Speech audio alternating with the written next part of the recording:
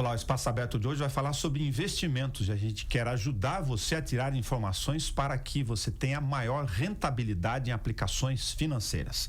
Para isso a gente vai conversar com um especialista, o assessor financeiro da Copaíba Invest, Fábio Lara, conversa conosco em multiplataforma pela Rádio e TV Câmara Bauru. Obrigado por nos ajudar nesse raciocínio. Eu que agradeço pela oportunidade de estar aqui, explicar um pouco, tentar esclarecer para os ouvintes, os telespectadores, um pouco mais sobre essa realidade, esse momento em que a gente vem passando. Usando o jargão de outro, nunca antes na história desse país a gente podia falar em fechar um ano com taxa Selic, a taxa oficial de juros anunciada pelo governo federal, a 4,5%. O Copom, do Banco Central, acaba de reduzi-la também pelo dado histórico de 5%. Porque este patamar é fundamental do ponto de vista do que a gente vai conversar aqui econômico, Fábio? Bom, é um patamar onde deixa os investidores, aquelas pessoas que viviam de renda de suas aplicações financeiras em bancos, numa situação um tanto quanto desconfortável, porque conseguem um rendimento muito baixo. Então as pessoas começam a ter que se mexer, ter que trabalhar, ter que botar esse dinheiro para realmente produzir alguma coisa e não mais ficar naquela situação de conforto absoluto de viver de renda.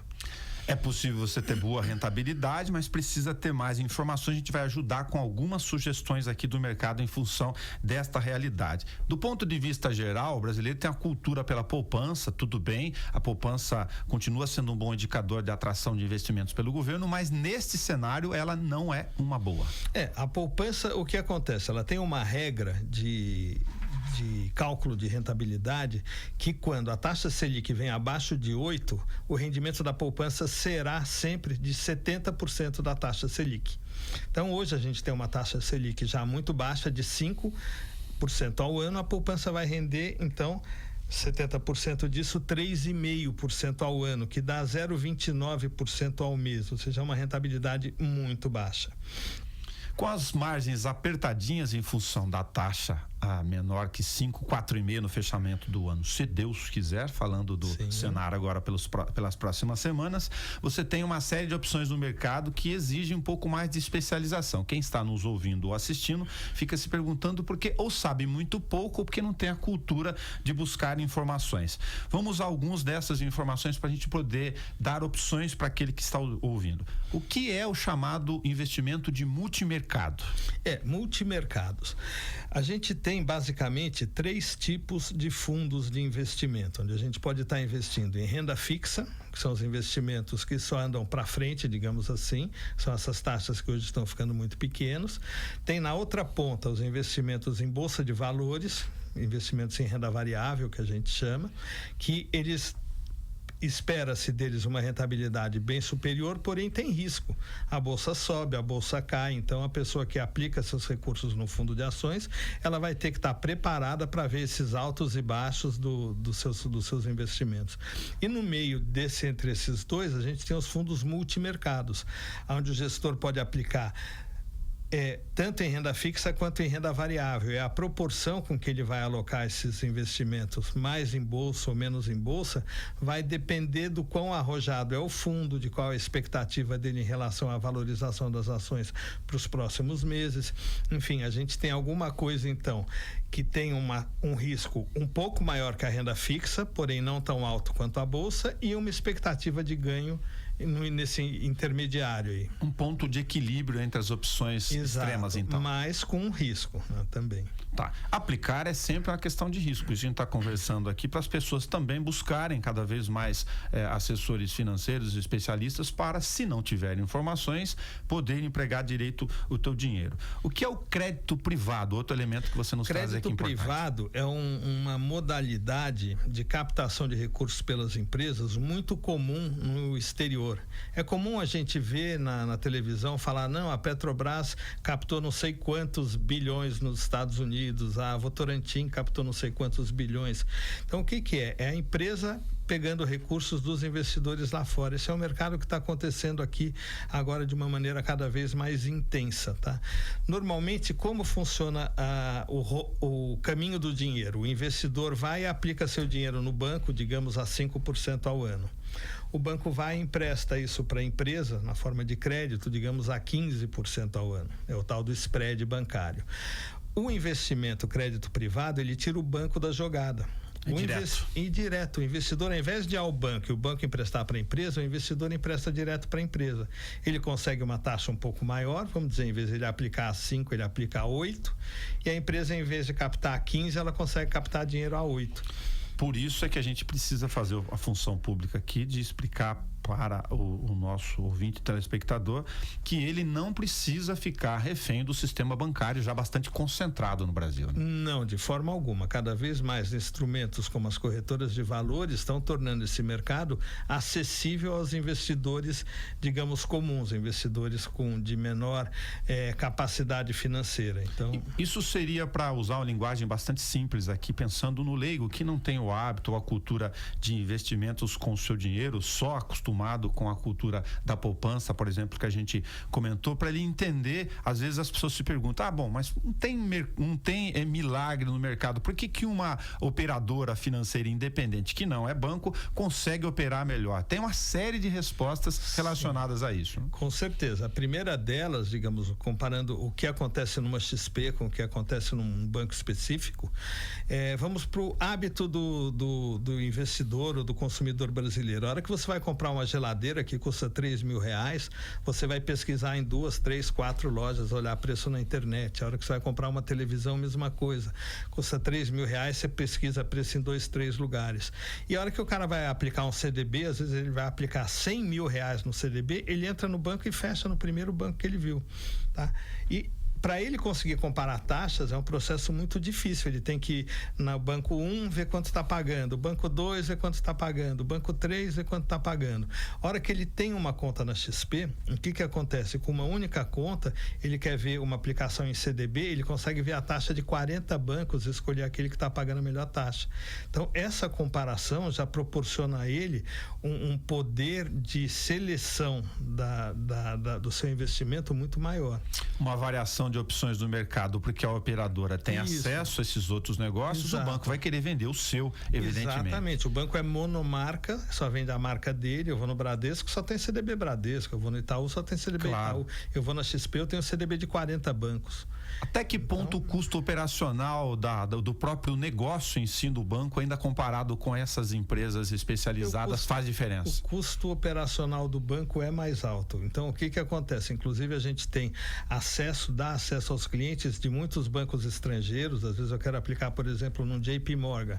Você não consegue um cliente normal aplicar num JP Morgan no Brasil, porque o JP Morgan ele tem uma capacidade de atendimento de clientes pequeno. Para ele é muito caro, então só vou conseguir aplicar se for um valor muito alto. Agora, através da XP, por exemplo, eu consigo captar valores menores para um JP Morgan. Eu faço esse serviço para o banco, eu capto vamos supor, de 200 clientes e mando um pacote só de dinheiro para o JP Morgan. Isso ele tem capacidade de atender. E os custos de administração são bem menores, dada a concentração bancária no Brasil. São bem menores, claro.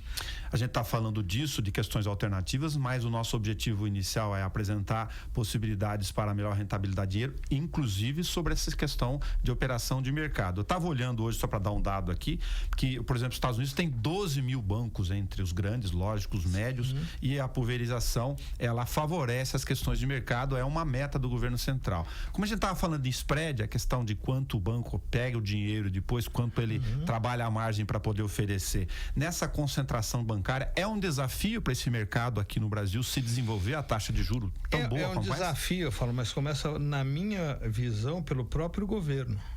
Sabe, se o governo fala que o spread é muito alto, porque a taxa nos bancos oficiais é muito parecida com a dos bancos privados. Sim. Então, ele poderia começar por ele mesmo. Mas, enfim, o aumento e a facilitação de você criar instrumentos que permitam acesso mais fácil de investidores e de captadores de recursos às empresas de se encontrarem, isso vai proporcionar a queda da taxa de juros. Então, hoje, por exemplo, você consegue aplicar através da Copaíba, você vai lá, eu consigo emprestar dinheiro comprando títulos de uma Pirelli, do Pão de Açúcar, do Burger King. O Burger King, em vez de ir ao banco pegar dinheiro emprestado, ele vai no mercado e pega dinheiro emprestado, muito mais barato. Como em toda operação, você tira o intermediário para fazer a relação. Claro, então eu estou tirando todo aquele banco com toda aquela estrutura dele, com aquelas sedes magníficas em Avenida Paulista e não sei o quê. Tudo isso é custo. Quem paga o custo é o cliente. Como a gente já falou em multimercado, crédito privado, direto, com boas opções. O que é o fundo imobiliário? Primeiro, para a questão da operação de aluguéis, aqueles que pretendem ter imóveis no dia a dia, com todos os dissabores da gestão desse negócio. O fundo imobiliário, deixa eu explicar um pouquinho hoje a situação de uma pessoa que gosta de investir em imóveis. Eu converso com os meus clientes, esses que são investidores em imóveis, eles hoje conseguem uma rentabilidade em torno de 0,4% ao mês em cima dos imóveis que ele aluga. Aí ele vai ter que tirar imposto de renda, 27,5%, isso daí já cai para praticamente 0,3%. Aí vai tirar custos de administração, tudo, rentabilidade fica próxima disso, final, 0,3%. Fora problemas que ele tem com inquilino, com reforma de imóveis, manutenção, telhado, torneira que quebra, enfim, tudo isso. O fundo imobiliário é uma maneira moderna de você comprar imóveis. Só que o que o fundo imobiliário busca? Imóveis de grande valor agregado que você possa alugar para inquilinos super prime. Então, por exemplo, eu tenho fundos imobiliários onde eu só tenho agências bancárias. Eu tenho fundos imobiliários onde eu só tenho grandes galpões de logística alugados para uma Casa Bahia, Magazine Luiza, para uma Ambev, coisas do tipo. Tá? O fundo imobiliário, o que é? Você pega um imóvel e divide ele em uma porção de cotas, muitas cotas. De tal maneira que você pega um imóvel e você vai ter cotas que vão custar cada uma na faixa de R$100, R$50, até menos. Ao comprar a cota, o investidor está comprando uma fração ideal do imóvel, ou seja, ele passa a ser dono, efetivamente dono, de um pedacinho daquele imóvel. Você é um locador no contrato. Exato. Ele é o dono. E aquele imóvel está alugado, digamos, para uma Ambev, a Ambev passa a ser inquilina dele. Quando a Ambev paga o aluguel mensal, aquele aluguel é dividido entre todos os cotistas e a pessoa vai receber de aluguel proporcionalmente ao número de cotas que ela tem. Isso tem dado uma rentabilidade dos bons fundos imobiliários acima de 0,5% ao mês, em muitos deles, e escolhendo bem você vai conseguir rentabilidades acima de 0,7% ao mês. Tá? Tem benefício de imposto de renda? Tem. Pessoa física que comprar cotas de fundo imobiliário está isento de imposto de renda. Então você recebe, por exemplo, tem um fundo que é muito interessante, que as pessoas se sentem muito seguras, que é um fundo que só tem agências do Banco do Brasil locadas para o Banco do Brasil por contrato de 10 anos, em que se o banco devolver a agência, ele continua pagando aluguel. Então, uma coisa muito garantida, é um aluguel garantido. Esse fundo está dando 0,7% ao mês líquido, que é depositado todo mês na conta do cliente. Tem um imóvel hoje que rende 0,3%, ele pula para um fundo imobiliário e passa a ter 0,7%. Sem risco. E ele está com o dinheiro investido em imóveis, que ele tem uma fração ideal do imóvel. Se aqueles imóveis se valorizarem, a cota vai se valorizar, ele vai ganhar também com a valorização imobiliária. Lógico que a gente está falando aqui para quem tem receio, mas eu não conheço os conglomerados desse tipo de negócio. Esses grandes investidores de aluguéis, de magazines, galpões, logísticas, agências bancárias, eles não vão jogar dinheiro pela janela, eles estão indo em imóveis com uma relação também de segurança. Exato, além de ser segurança, esse tipo de empreendimento de fundo é também comum e muito maior nos Estados Unidos, eles estão acostumados a isso. Você junta um condomínio de investidores e compra um imóvel, quer dizer, na verdade você vai ser dono de um imóvel, seu dinheiro não está aplicado em papel bancário, você tem um pedacinho de um imóvel ou de vários imóveis. E imóveis de alto valor, de alta atração para inquilinos bons, então é você ter aqueles melhores. Muitas vezes eu encontro pessoas que falam, tenho 3 imóveis de aluguel, uma é uma bicicletaria, o outro é um salão de beleza, o outro é uma borracharia, às vezes dá problema, o cara não consegue pagar o aluguel, atrasa, eu queria ter uma agência bancária da Caixa Econômica. porque daí eu estaria tranquilo. É só você ir procurar, tem fundo imobiliário de agência bancária da Caixa Econômica. Muito então, legal. Você vai ter aquilo. Como a gente falou de opções aqui de investimentos e rentabilidades e aplicações financeiras para valores, para o médio ou o grande investidor, no caso do fundo imobiliário, você está falando de valores reduzidos, né? Sim, a grande vantagem do fundo imobiliário, vamos supor que você compra um apartamento de aluguel. Você vai ter que juntar o dinheiro todo para comprar um apartamento.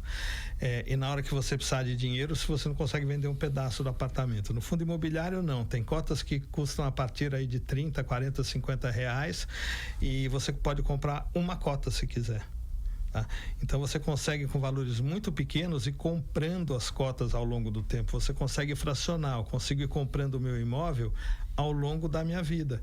Com todo o dinheiro que sobra, eu vou comprando cotas de fundo imobiliário, estou aplicando imóveis. E se por acaso eu precisar desse dinheiro, eu posso vender também uma quantidade reduzida.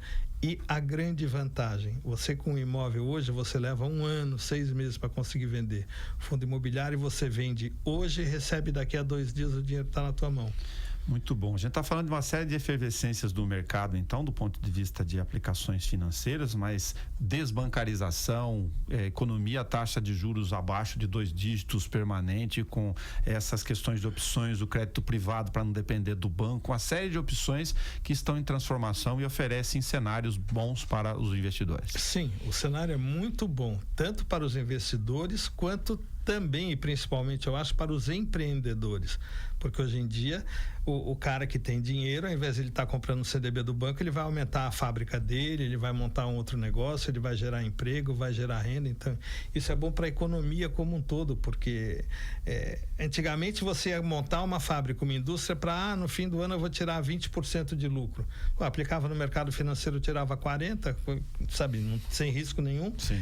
Então, isso agora a gente está na outra ponta, no outro caminho. Né? Só falta abrir a questão do sistema bancário brasileiro para o sistema de spread. A gente pega nos Estados Unidos, por exemplo, você tem na faixa de 4% das pessoas estão investindo em banco. 95% investem em estruturas como a XP, enfim, canais de investimento específicos. No Brasil é o contrário. Está inverso, a gente tem 4% investindo em XP e 90% está em banco. Então a gente tem um fluxo muito grande para vir para cá, para esse mercado se desenvolver, crescer, enfim, ele azeitar o desenvolvimento econômico que eu acho que a gente está prestes a começar a perceber. Muito bom, Fábio. Na escala de aprendizado disso, ainda tem os segmentos que são bastante especializados, as pessoas não sabem lidar com o cenário de risco, de tempo de investimento, a desinformação gera uma série de inseguranças. Ações, por exemplo, vocês têm um curso de ações aqui. Exato. Imagino que seja um segmento já que exija um direcionamento de informação mais específico. Exato, a pessoa precisa ter um pouco mais de conhecimento, porque o preço das ações variam. A gente vê, por exemplo, às vezes em alguma coisa lá, o chinês com o Trump tem um bate-boca e de repente a bolsa aqui no Brasil cai 15%. Entende? Imagina o cara que aplicou 100 mil na bolsa, aí tem um fato desse, ele olha no dia seguinte, os 100 mil dele virou 85, ele fica chateado, alguns ficam apavorados. Então, o importante de conhecer é para justamente não ficar apavorado e não tomar decisões erradas que possam trazer prejuízos em função de fatos que são mais psicológicos do que reais, né? Não vai afetar tanto. Do ponto de vista de serviço, daí abre um outro contingente, a necessidade de realização de cursos para você falar daqui, especificamente sobre ações. Exatamente. Então tem cursos, o que a gente sente, muitos clientes nossos tinham uma demanda muito grande por cursos presenciais, tá? Porque tem esses cursos que a pessoa paga na internet, esses cursos virtuais, mas muitas vezes não satisfazem exatamente a expectativa daquela pessoa que quer aprender, que quer conhecer, quer saber um pouco mais. Então nós estamos fazendo agora o primeiro curso que a gente vai fazer de introdução ao mercado de ações, vai ser agora no fim de novembro, dia 23, um sábado, e depois até eu te mando um WhatsApp do curso, do material, enfim, mas é muito interessante, onde a pessoa vai poder saber tudo o que ela precisa do básico para investir em ações. E ações também é um investimento interessante, você mesmo descontando esse caráter do risco de altas e baixas de preço, a gente tem empresas que pagam de dividendos por ano coisas entre 7%, 8% até 9%. que antigamente era muito pouco. Você falava, 8% ao ano é um dividendo muito pequenininho.